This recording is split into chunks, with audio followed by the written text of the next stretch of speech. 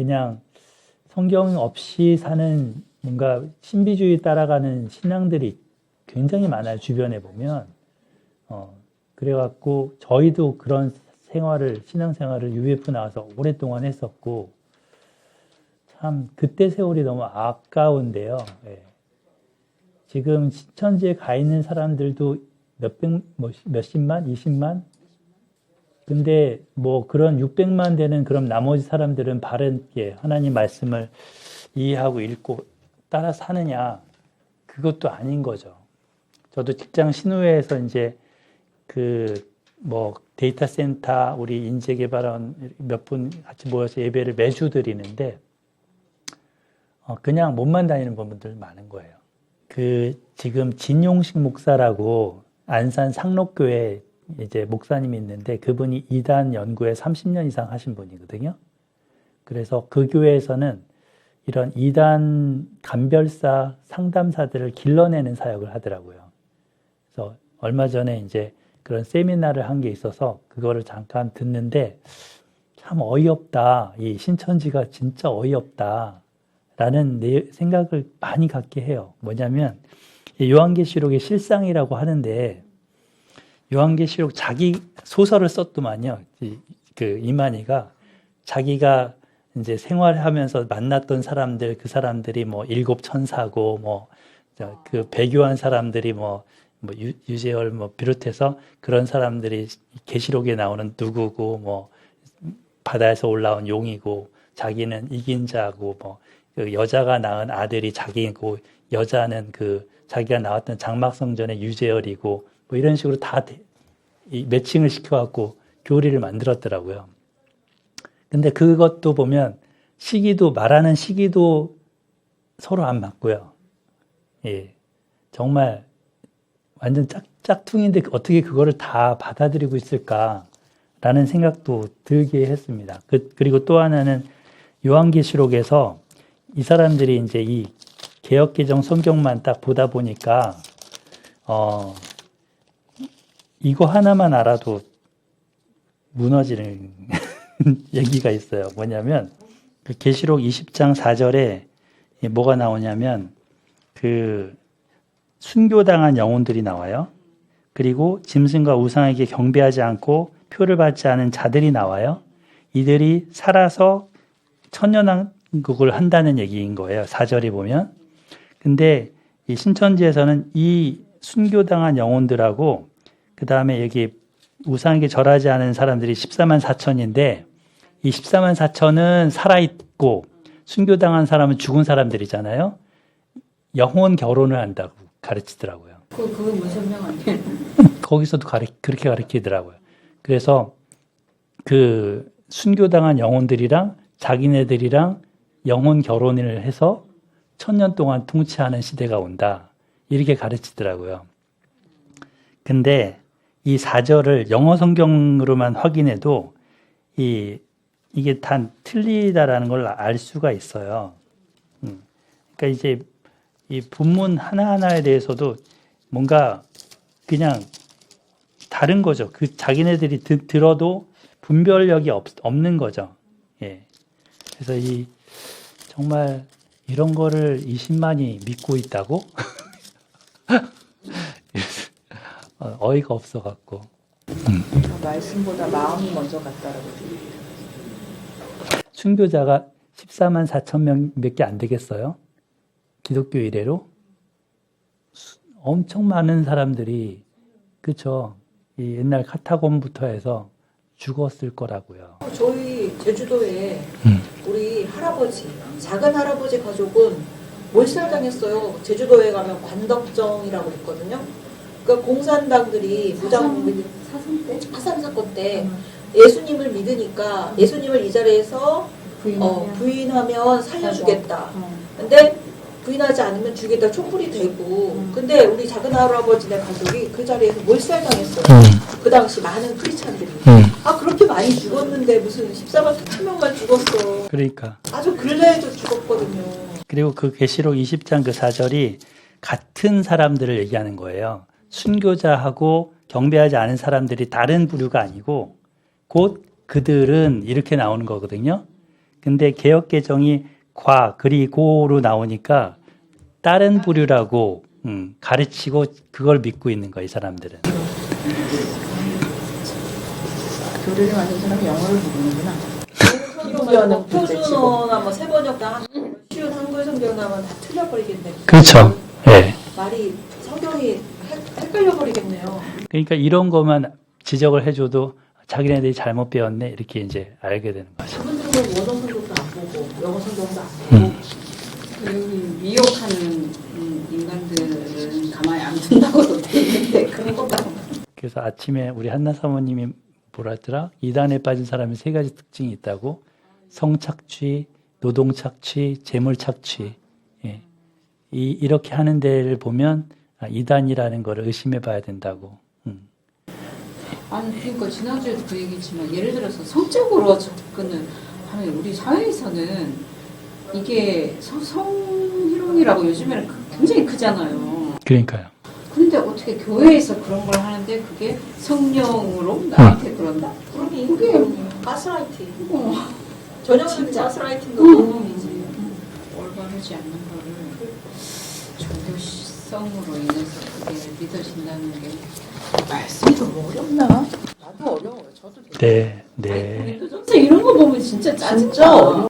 사도 바울은 쉬운 것도 어렵겠어. 너무 좀 잘 못한 거. 번역도 좀 그렇고. 아까도 그 15장 읽는데 뭔 말이야? 막 이런 게 사도 바울 편지들은 다 고린도전서 15장 앞서기 보세요. 정말 짜증나게 어려워. 그 바울의 글의 특징이 보면 얘기를 하다가 어떤 단어가 나오면 그거에 대한 또 설명이 들어가다가 다시 여기 와서 요 얘기를 다시 하다가 이런 얘기 많죠. 그래서 어떤 저자의 특징들이 다 있는 거니까 뭐. 예. 그래도 암송은 좀 훨씬 좋다. 저는 고린도 15장은 예전 초대 때 암송을 해놨어가지고 지금은 다 기억은 나진 않는데 그래도 가락이 있죠. 네. 그래서 부활절 되면 저는 한 달 내내 그거 읽어요 그냥. 좋아서. 근데 목사님 그 네. 에스라하우스에서는 왜 그 예수님 말씀을 부활절에서 말을 해야지 왜 사도 바울 걸로 하냐 그런 얘기를 하셨었거든요. 그것도 조금 그래요? 왜냐면 이게 예수님이 뭐 나는 부활이요 생명이요 그 얘기를 하셨잖아요. 네네. 그거를 인용을 해서 부활절날 해야지 왜 사도 바울 거를 갖고 와서 고린도전서 말씀 그걸로 하냐 그 얘기를 하시면서 이제 에스라하우스에서는 이제 네. 예수님 말씀하신 걸로 한다고 좋긴 하시지만 왜 그럴까요? 되네. 어떻게 생각하세요? 궁금해요. 어차피 기독교니까 뭐 신약 성경이건 어디 복음서건 다 하나님 말씀이라고 보는 입장이니까 이제 그렇게 할 수 있지 않을까요? 고린도서 15장을 강조하는 게 좋다? 저는 뭐 무방하다, 좋다. 예. 꼭 그거에 대해서 이렇게 편가르기 미성경. 나도 예수님이 나는 부활이요 생명이다 얘기하고 그냥 싹 넘어가시잖아요. 아주 핵심만 딱 집어주고 가셨는데 정말 궁금한 거는 그러면 내가 죽지 않고 산다는데 죽지 않고 산다는 거는 개념 자체가 완전히 리셋이 되는 거예요. 사람은 태어나면 다 죽는 거잖아. 우리 아버지도 땅속에 묻혔고 할머니도 묻혔고 할아버지도 다 죽는 게 당연한 건데 아니 죽지 않고 안 죽는데 육체는 이제 흙으로 돌아가는 거지만 사람은 영의 동물이니까 영적인 영이 살아있다는 그걸 하면서 그럼 죽음이라는 거 죽음 이후에 그 세계는 뭘까에 대해서 되게 고민을 많이 하거든요. 임사 체험한 사람들이 되게 부럽기도 하고 막 이랬었는데 고린도전서 15장을 자세하게 공부를 하면서 그 당시 이런 거였어? 이런 거구나. 훨씬 좀 많이 다 알게 된 건 아니지만 조금은 수수께끼가 풀리는 듯한 그러니까 부활에 대해서 영원한 생명, 영생에 대해서 그 개념이 좀 더 잘 잡혔거든요. 그거는 되게 고마운 일이었던 것 같아요. 참고서같이 예수님의 말씀이나 이거를 또 교과서라고 그러니까 고린도 교회는 그리스 지역이에요. 그리스 지역은 육체는 악하고 영은 선하다라는 그런 철학이 가득했었어요. 그게 기본적인 백그라운드예요. 그러면은 육체가 악한데 다시 살아? 그 악한 게 다시 살아? 말이 안 돼. 이렇게 이제 생각한 거죠. 그래서 교회 내에서도 이런 게 들어오니까 그러면은 실제로 육이 사는 게 아니라 그냥 뭐 우리 영혼이 그냥 오래 사는 건가 보다. 이런 신앙 잘못된 사상이 들어간 거죠. 그래서 이제 바울은 그 편지에 이제 그 부분들, 이 사람들이 질문을 써왔잖아요. 그 편지에 보낼 때. 그에 답변을 주면서 이 15장을 다루는데 만약에 네가 부활을 안 믿는다면 네 신앙도 헛방이야. 왜냐면 예수님 실제로 몸이 부활했어. 응? 예수님 실제로 부활을 안 했다라면 우리 믿는 것도 다 헛방이고 다 헛방이야. 그러니까 신앙생활하는 것 자체가 의미가 없어. 그리고 예수님이라는 부분이 부활했는데 그분만 부활한 게 아니고 첫 열매야. 이분은 마치 절기 있잖아요. 절기 초실절 때 첫 열매 이런 부활절 때 이렇게 초실절이었잖아요. 그런 것처럼 모든 사람이 다 부활하게 될, 예수 믿는 사람들 다 부활하게 될 것에 처음 이삭단 거야, 이게. 이런 식으로 이제 풀어가는 거죠. 그럼 어떻게 부활하는데, 뭐 먼지로 다 돌아가는데, 그럼 어떻게 부활하는데, 자연세계를 봐. 하면서 자연세계를 보면, 네가 씨 하나 심었는데, 그 씨에서부터 엄청나게 큰 나무 나오잖아? 우리 몸에도 다 그렇게 씨앗이 있지만, 하나님이 주신 그 생명이 있기 때문에, 아기가 그 정자 난자가 해서 아기가 태어나고 뭐 이렇게 크고 어른이 되는 것처럼 부활 때도 마찬가지야. 이렇게 하면서 얘기하는 거죠. 근데 모르죠. 사실 바울도 그 부활에 아직 오지 않았으니까 이거는 인류 언제 오게 될지는 모르지만 오게 되리라고 약속되어 있는 거고 다만 믿는 거죠. 마치 동정녀 탄생을 믿는 것처럼 믿는 걸인 거죠. 근데 이런 식으로 이해되게 해석을 하는 거죠. 바울은. 예수님은 그냥 선포하셨다면 바울은 교회로 하여금 설명하고 이해되도록 조금이라도 알도록 그리고 구약 성경도 인용해 가면서 그렇게 보시면 좋을 것 같습니다. 로마서 고린도 15장 같이 한번 읽어봤으면 좋겠어요. 궁금해요. 지금 같이 읽어봤으면 좋겠어요. 우리는 이것 때문에 이 좋은 꽃 피는 봄날 커피 봅니다. 쉬지도 못하고 놀지도 못해서 이거. 네, 다다음 주 부활절인데 한번 볼까요? 우리 282장 2페이지네요. 네, 세 파트로 나눠져 있죠. 그래서 첫 번째는 복음에서 나타난 그리스도의 부활, 12절부터는 죽는 자의 부활, 그 다음에 35절부터는 몸의 부활, 이렇게 세 파트로 있는데 한번 일단 1절부터 11절까지 이렇게 시계 방향으로 돌아가면서 읽어보겠습니다. 네, 한 절씩. 형제들아, 내가 너희에게 전한 복음을 너희에게 알게 하노니 이는 너희가 받은 것이요 또 그 가운데 선 것이라. 너희가 만일 내가 전한 그 말을 굳게 지키고 헛되이 믿지 아니하였으면 그로 말미암아 구원을 받으리라. 내가 받은 것을 먼저 너희에게 전하였노니 성경대로 그리스도께서 우리 죄를 위하여 죽으시고 장사 지낸 바 되셨다가 생명대로 사는 날까지 살아나가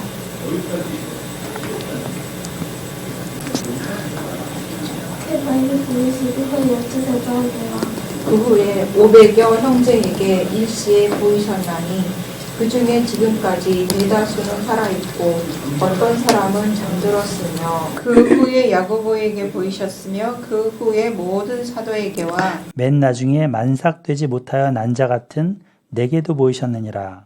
나는 사도 중에 가장 작은 자라. 나는 하나님의 교회를 박해하였으므로 사도라 칭함받기를 감당하지 못할 자니라. 그러나 내가 받은 것은 하나님의 은혜로 된 것이니 내게 주신 그의 은혜가 헛되지 아니하여 내가 모든 사도보다 더 많이 수고하였으나 내가 한 것이 아니요 오직 나와 함께 하신 하나님의 은혜라. 그러므로 나나 그들이나 이같이 전파함에 너희도 이같이 믿었느니라. 네, 여기 핵심은 뭘까요? 성경대로 그리스도께서 다시 살아나셨다. 이거죠. 4절에. 그죠? 그러니까 진짜 살아나셨다. 그분 살아나신 거 본 사람 너무 많아. 예수님 12제자의 베드로, 그 다음에 여기 500명, 500명이나 있는데 지금 우리 중에 살아있는 분도 있어. 직접 본 사람. 이런 얘기죠. 그리고 야고보도 봤고 예수님 그 동생 야고보도 봤고 그 다음에 자기도 봤다는 거예요. 부활한 걸 언제 봤어요? 다메섹 도상에서. 예. 그래서 이 예수님 부활은 그 누구도 부인할 수 없다는 거죠. 예. 그냥 누가 전해들은 우리는 지금 다 전해들은 거잖아요. 카더라잖아요. 근데 이 당시 바울이 쓸 때는 직접 통신들이 다 있는 거예요. 이게 궁금해? 그러면 그 사람들 찾아가서 물어봐. 뭐 이런 식인 거죠.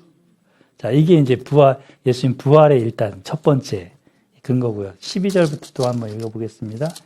우리 서인이부터 읽어야 되나? 12절부터 거기 두 번째 파트 34절까지. 그리스도께서 죽은 자 가운데서 다시 살아나실 때 전파되었거든 너희 중에서 어떤 사람들은 어째 죽은 자 가운데서 부활이 없다 하느냐. 만일 죽은 자의 부활이 없으면 그리스도도 다시 살아나지 못하셨으리라. 그리스도께서 만일 다시 살아나지 못하셨으면 우리가 전파하는 것도 헛것이요 또 너희 믿음도 헛것이며 또 우리가 하나님의 거짓 증인으로 발견되리니 우리가 하나님이 그리스도를 다시 살리셨다고 증언하였음이라. 만일 죽은 자가 다시 살아나는 일이 없으면 하나님이 그리스도를 다시 살리지 아니하셨으리라. 만일 죽은 자가 다시 살아나는 일이 없으면 그리스도도 다시 살아나시는 일이 없었을 터이요. 그리스도께서 다시 살아나신 일이 없으면 너희의 믿음도 헛되고 너희가 여전히 죄 가운데 있을 것이요. 또한 그리스도 안에서 잠자는 자도 많아였으리니 아니 그리스도 안에서 우리가 바라는 것이 다만 세상의 상분인 모든 사람 가운데 우리가 더 불쌍한 자이리라. 네, 여기까지 먼저 보면 이게 귀납법이죠. 뭐를 반대로 꼬아서 그게 사실이라는 거를 얘기하는 말 방법인데 결국 그리스도가 죽은 자 가운데 다시 살아나셨기 때문에 너희가 믿는 것도 의미가 있고 헛된 게 아니라 그죠? 우리도 하나님의 진짜 증인인 것이고 그분이 다시 살아나셨기 때문에 또 여전히 우리가 죄 가운데 있는 게 아니라 죄 용서받아서 살고 있는 것이고 망한 게 아니라 그 순교한 사람들 그 사람들도 망한 게 아니라 소망이 있는 것이고 우리가 이 땅에서 불쌍한 자가 아니라 정말 행복한 자이고 거꾸로 얘기하면요. 예.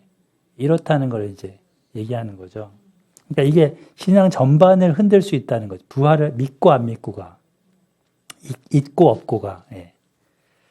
20절부터 또 읽어보겠습니다. 그러나 이제 그리스도께서 죽은 자 가운데서 다시 살아나사 잠자는 자들의 첫 열매가 되셨도다. 사망이 한 사람으로 말미암았으니 죽은 자의 부활도 한 사람으로 말미암는도다. 아담 안에서 모든 사람이 죽은 것 같이 그리스도 안에서 모든 사람이 삶을 얻으리라. 그러나 각각 자기 차례대로 되리니 먼저는 첫 열매인 그리스도요 다음에는 그가 강림하실 때에 그리스도에게 속한 자요 그 후에는 마지막이니 그가 모든 통치와 모든 권세와 능력을 멸하시고 나라를 아버지 하나님께 바칠 때라. 그가 모든 원수를 그 발 아래에 둘 때까지 반드시 왕국을 하시리니 그는 어찌 멸망받을 원수는 하나님이니까. 만물을 그의 발 아래에 두셨다 하셨으니 만물을 아래에 둔다 말씀하실 때 만물을 그의 아래에 두신 이가 그 중에 들지 아니한 것이 분명하도다. 만물을 그에게 복종하게 하실 때에는 아들 자신도 그때의 만물을 자기에게 복종하게 하신 이에게 복종하게 되리니 이는 하나님이 만유의 주로 만유 안에 계시려 하심이라. 예, 여기까지 20절부터 28절을 우리 은혜 집사님 한번 요약해 주실래? 어떤 내용이?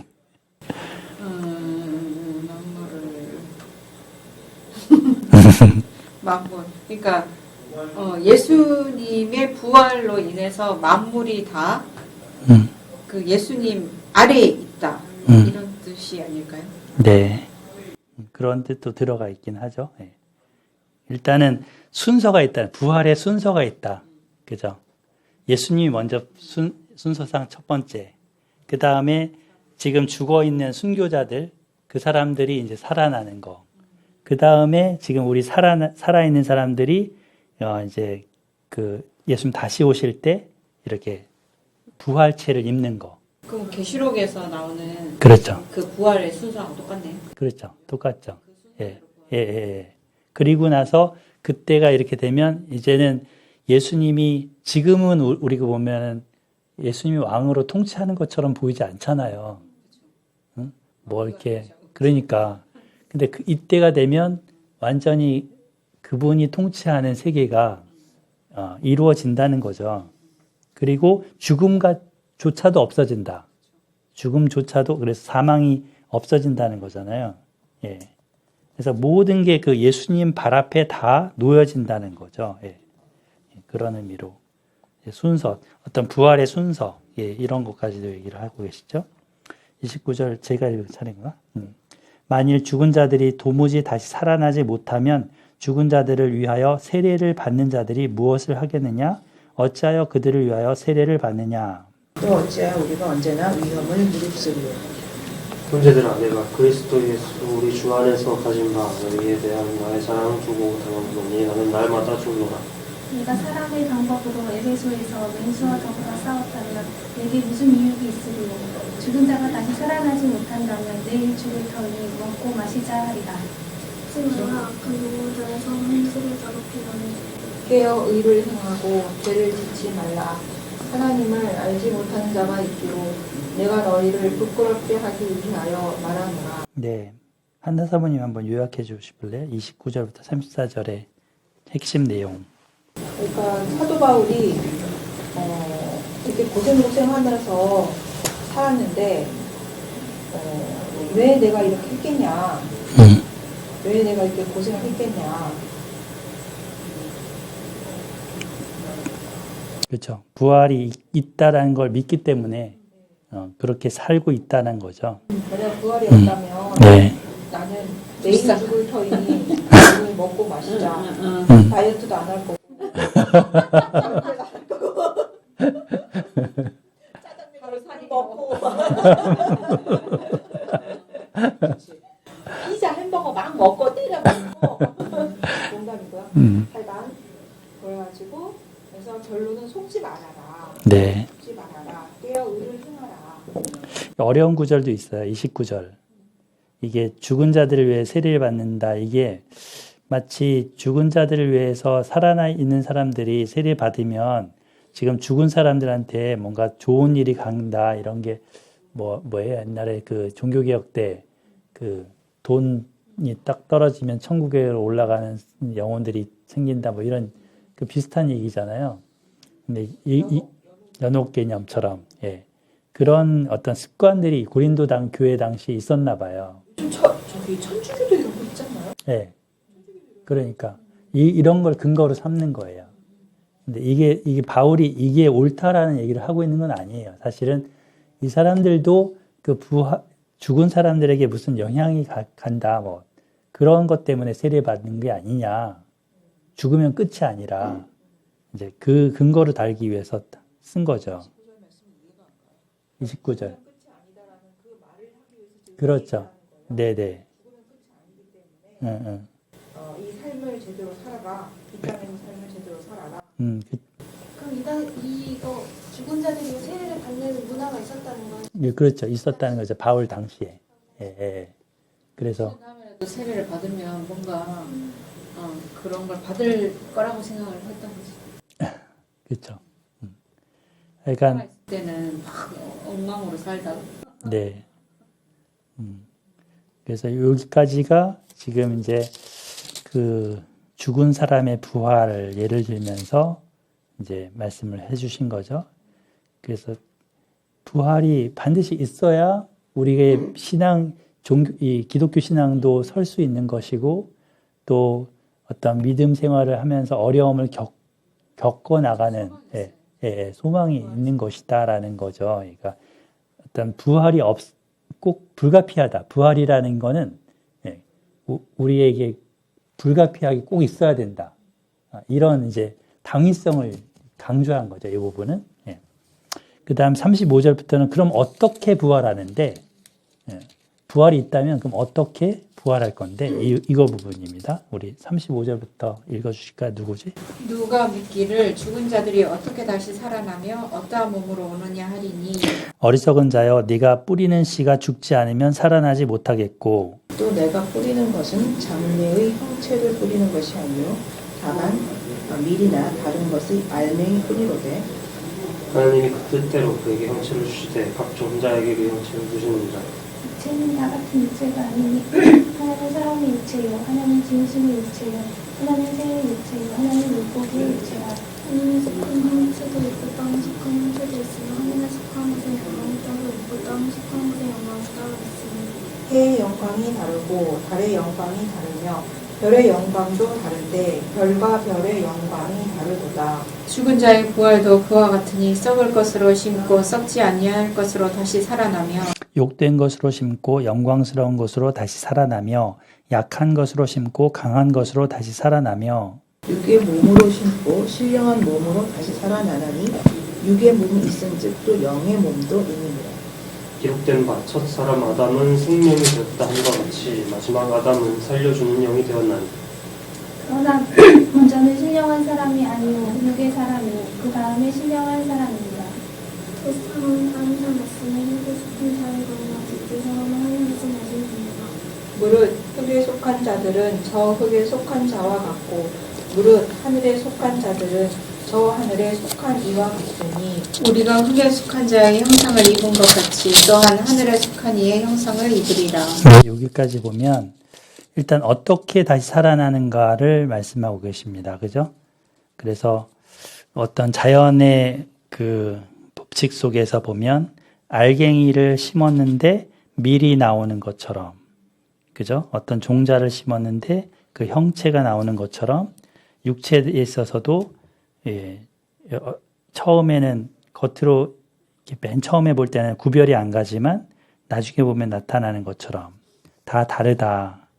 근데 우리 몸인 보면 아담에게서 온 몸이잖아요. 아담의 육의 몸이잖아요. 근데 지금은 예수님을 믿음으로 누구에게 속하게 됐다? 하늘에 속한 분에 속하게 됐다는 거예요. 그러니까 우리가 과거에는 아담에 속한 몸이었지만 예전에 예수님을 믿음으로 근거가 되는 거예요. 예수님의 몸을 입게 될 근거가 되는 거예요. 그분은 하늘에 속한 그 몸을 가지고 계신데 그분의 것으로 바뀌게 될 소망이 생겼다는 거예요. 이 부분이 이제 지금 47절, 48절 이렇게 얘기하는 부분이죠.